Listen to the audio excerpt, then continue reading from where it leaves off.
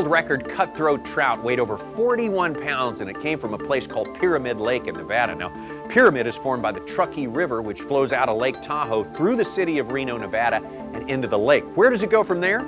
Well, it goes straight up. You see, Pyramid Lake's in what's called the Great Basin, and that means no water flows out. It just disappears into thin air as it evaporates.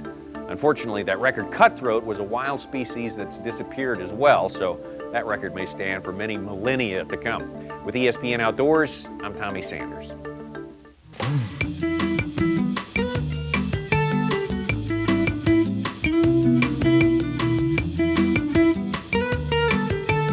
Cumberland Stories is brought to you by the Eastern Band of Cherokee Indians. Come to historic Cherokee, North Carolina. Our story lives on.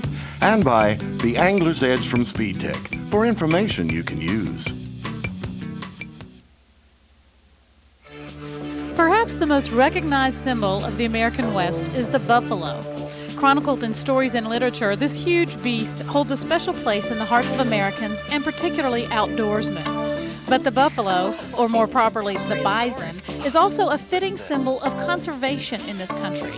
It can be thought of as one of the very first endangered species that was saved from extinction by the actions of common Americans. I'm Angie Thompson, and today on Cumberland Stories, we'll visit the National Bison Range in Montana to spend time with this great shaggy beast that America almost lost, but that Americans also brought back from the brink of extinction. The National Bison Range is located in western Montana, north of the town of Missoula. It's part of the National Wildlife Refuge system and was established in the early 1900s. I had the opportunity to visit the range and convinced the deputy project manager there, Mr. Bill West, to show me the trout water on the range. Fishing is allowed on the Bison Range, and Bill described it as great family fishing. Not trophy fish, but good fun nonetheless.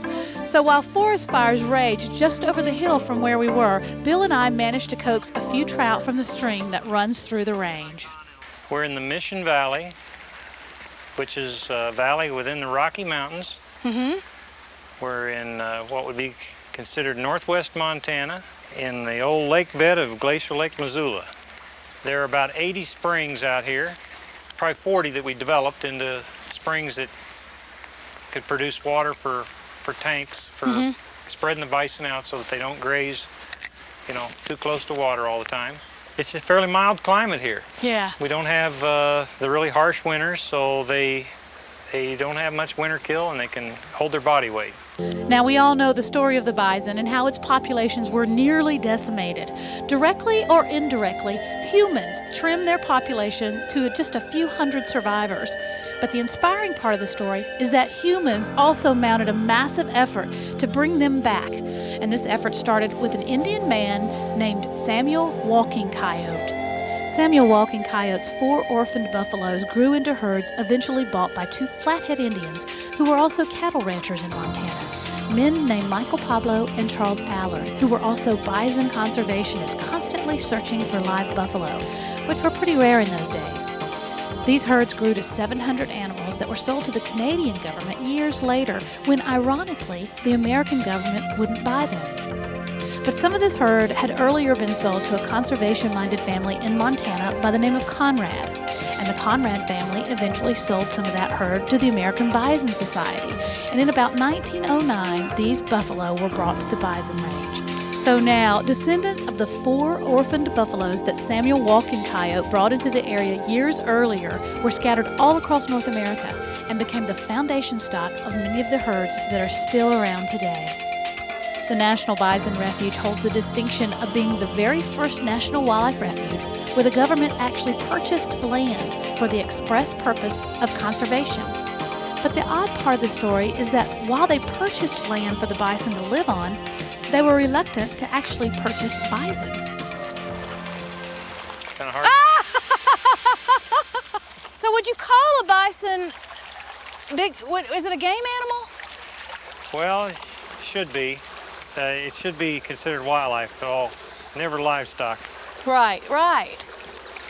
And so it's probably one of the biggest animals we have in this country, isn't it? Oh yeah, no doubt. A big bull bison can weigh a ton, easy. And some years even more if there's plenty of grass. That's a little German brown trout. Yeah. Right? Yep. Probably sitting out in the rocks out there. Let that little guy go. Oh, he made a noise when he left us. Oh. Later on Cumberland Stories, we'll explore the bison range with one of the most knowledgeable people in the world when it comes to wild animals, Mr. Jack Hanna. And when we return, we'll see how the bison numbers add up today.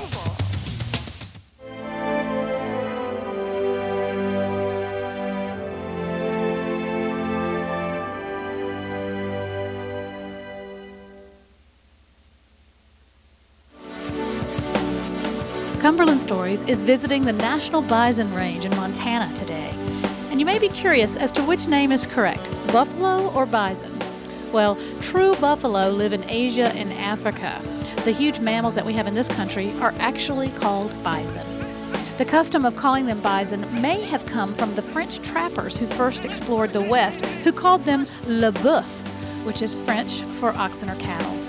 Whatever you call them, these animals are a true conservation success story. And as the National Wildlife Refuge System celebrates its 100th anniversary, it seems only fitting that bison number over 30,000 in population, and they're growing.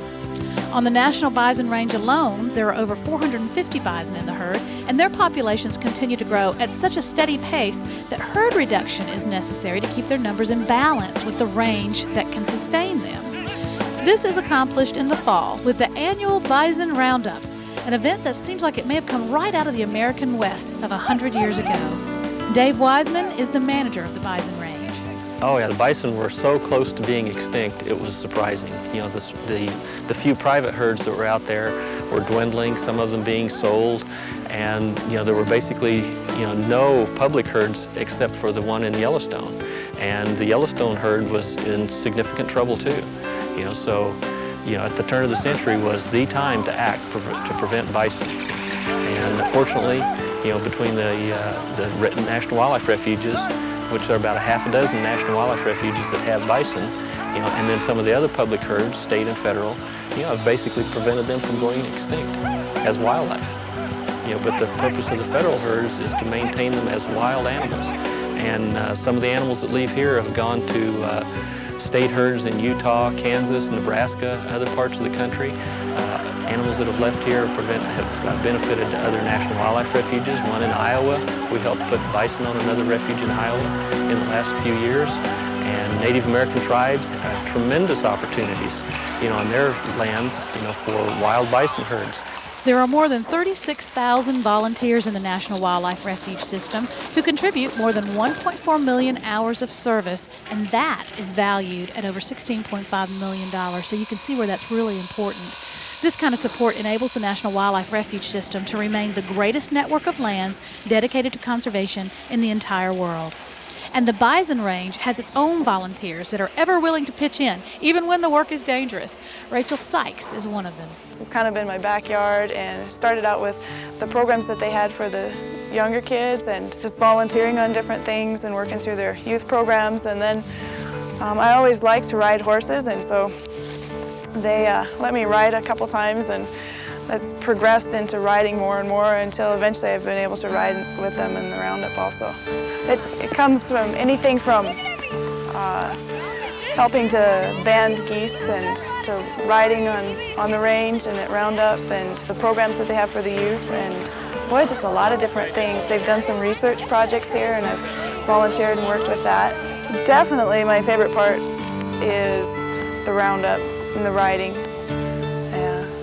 both in the cutting pen but also on the range as well.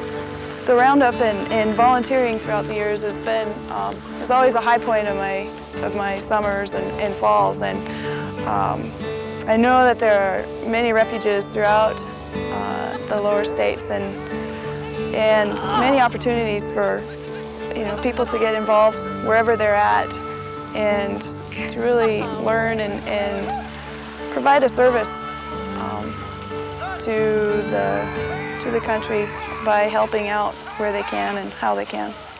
While the Bison Roundup is primarily done for herd reduction, the biologists at the National Bison Range use this opportunity for research as well. Tom Roth is a biologist here who is conducting research on diseases such as brucellosis, as well as managing vaccinations for animals such as these.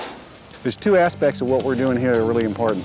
One, from a veterinary perspective, from a herd health perspective, we're doing a herd health surveillance program, as well as doing all the testing and the necessary regulatory stuff for any sort of shipment of animals out of here. With the health surveillance that we're doing, we're able to keep this herd at a condition where we can detect disease at a very early stage.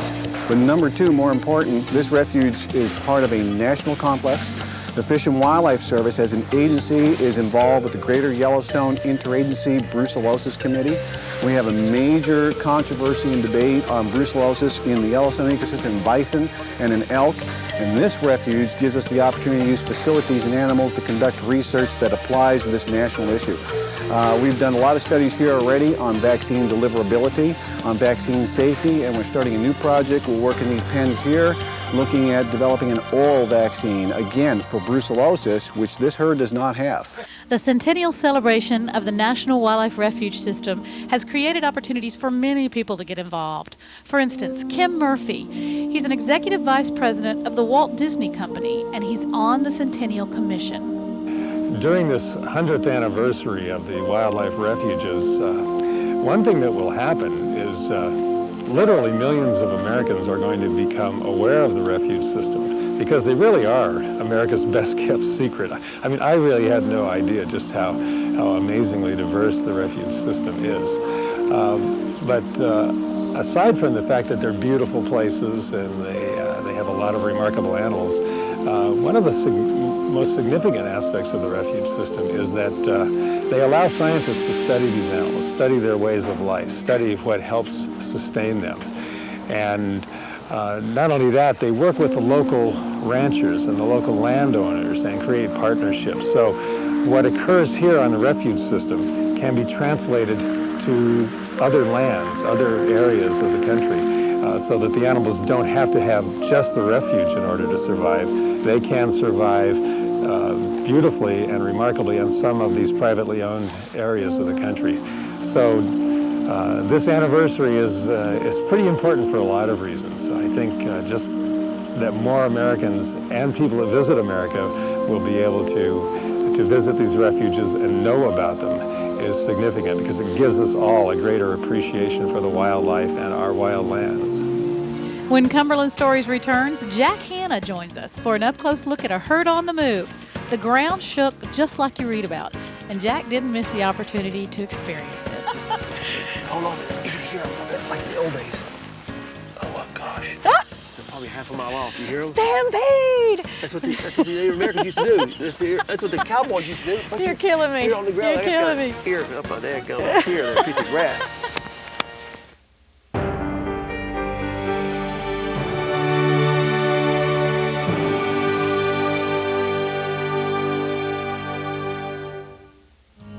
Anyone who's felt a big bass crash a topwater lure doesn't need an explanation of why bass fishing is popular, but another reason is the fact that great bass fishing happens in so many places that are so different from each other.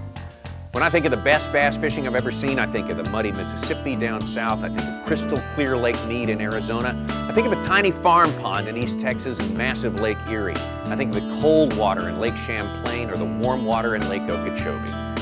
Bass fishing is so popular because there's a place just down the road where it's really great. It's ESPN Outdoors. I'm Tommy Sanders. Some people may consider conservation the realm of the wealthy, but outdoors people have always been right in the middle of the conservation efforts in this country. Today on Cumberland Stories, we're looking at what might be the emblem for conservation in America, the bison and the National Bison Range in Montana. The original 34 bison that were purchased to be raised here were paid for by ordinary Americans, including school children who saved their pennies in a jar to help raise the money. When you compare America to other countries in the world, you realize that we've done an amazing job of caring for our wild animals and our wild places. The National Wildlife Refuge System has always been at the forefront of that effort, and it's celebrating its 100th anniversary this year. Jack Hanna. Now, you've seen him a lot on television. He's the host of the popular television series Jack Hanna's Animal Adventures, and he's one of the commissioners for the anniversary. He joined me on the range as a herd of bison were being moved to another section of the range as part of their routine management. It's amazing to think that a group of about 500 animals weighing up to 1 ton each could be herded through a fence about 10 feet wide. Many of the employees on the Bison Range are also horsemen, and I suspect cowboys at heart. Well, you know something, Angie? This got to be what it's felt like 100 to 200 years ago when these animals were out here. Yeah, only those guys didn't have a Jeep to stand behind. That's a good point, yeah. But there's bison over here and there's bison over there. I can just picture them all herding here by the thousands, tens of thousands. Yeah, it's amazing that we can even stand here and look at this many bison in one place. Really, when you think about the story of what's happened with these animals over the past 100 years, it's just, it's amazing. Well, you know, the Native Americans, they took care of the buffalo. You know, when the white man came out west, that's where the problem started. Because Native Americans only ever took what they had to have for clothing, food, whatever it might be. And so it's just a real, as you said, success story that we've turned it around. We caused the problem, now we've turned it around. Right, and you know, I do think it's an amazing success story because humans caused the problems, but humans came back and mounted as big an effort to bring them back and did a fantastic job. They said they were down to 100 buffalo. Or even less. Man was probably the greatest predator. Right. But I'm sure you had wolves and cougars and animals like that, you know, when that animal got sick. You know, the old philosophy was that the predators were bad. You look what we did to the wolf back in the 20s and 30s. They'd get rid of all the predators because they were evil, you know. But now we're seeing that they're trying to bring the wolf back in Yellowstone and other parks as well as refuges. Right. All of our refuges are on 100 million acres and responsible for saving a lot of these animals. That's exactly right. That's exactly right. And as I was telling you earlier, I think from now on, whenever I see a National Wildlife Refuge, I will know that there's something, probably something pretty cool right there. Oh yeah. That count on it. Yeah, that there's a reason why it's there. The land is there, and the animals it is protecting are special to that area. Right. Well, you're talking, I don't know how many mammals. I mean, there's 200 and something endangered species of animals and plants in our refuges. Look at the manatee in Florida. If it wasn't for the refuges, they'd be extinct probably. That's right. Look at the American bald eagle, which we've brought back so well, like the buffalo. Yeah. So these refuges are just, and they're going to be becoming more and more important as populations increase. Absolutely. People ask me as I go around the world and film my show about what it's like. But I'll tell you, I get just a bigger thrill. I look at bison out here running than I would a herd of elephants. I mean, really? You know, I get a bigger thrill out of American bald eagle or working with the manatee than I do anything other in other countries. Yeah. This is basically a park. It's just much bigger. Right. And a zoological park is education. That's the number one purpose of what we do. Right. We have to educate the masses of people in inner cities. Right, right. And that's so important. And the refuges supplies another educational tool to leave that, even though the refuge is right in some cities, but you can actually leave the cities now and go out and experience what we're experiencing today. So you get another type of education. Right. And I think that's the number one tool myself. It's not just a conservation issue, but the education. Because now the young people can say, just like you and I are amazed. Right, exactly. We have to take a short break here, but when we come back, we'll meet a local man who has loved the Bison Range for over 50 years and will fish the Jocko River in the Mission Valley in western Montana. This river starts in the Mission Mountains and flows west to the Flathead River, and a quiet morning spent on this local trout stream can set you up for an excellent day.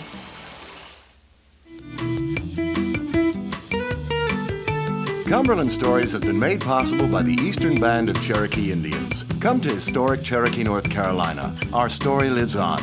And by Oh Boy Alberto Beef Jerky, the great tasting portable protein snack.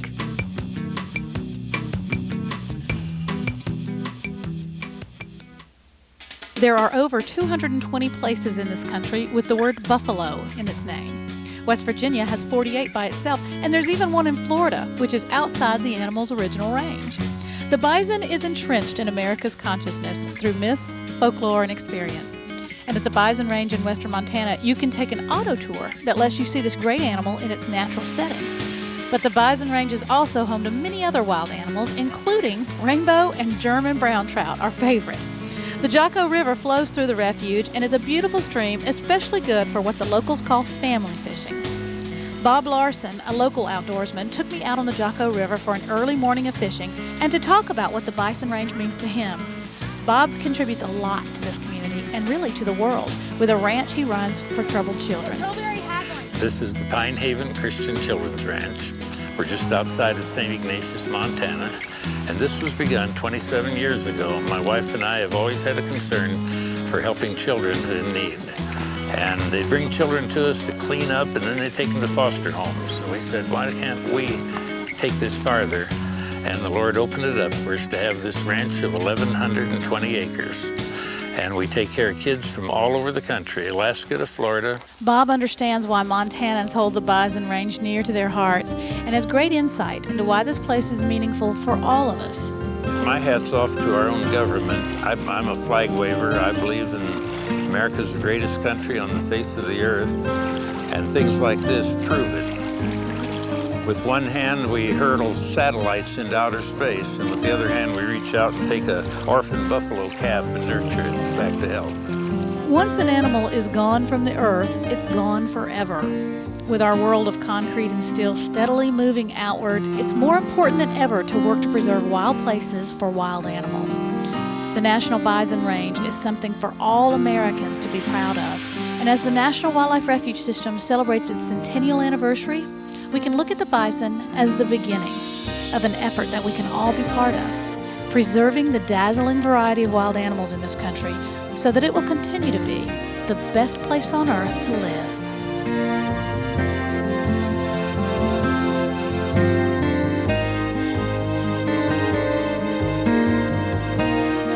This has been a presentation of ESPN, the worldwide leader in sports.